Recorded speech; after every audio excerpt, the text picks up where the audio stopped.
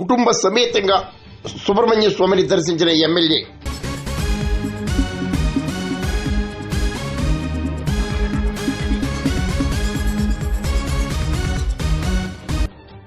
Anaparthi MLA Nallamilli Ramakrishna Reddy కుటుంబ సమేతంగా శనివారం బికవోలు ప్రసిద్ధ కుమార సుబ్రహ్మణ్య స్వామిని దర్శించి ప్రత్యేక పూజలు చేశారు.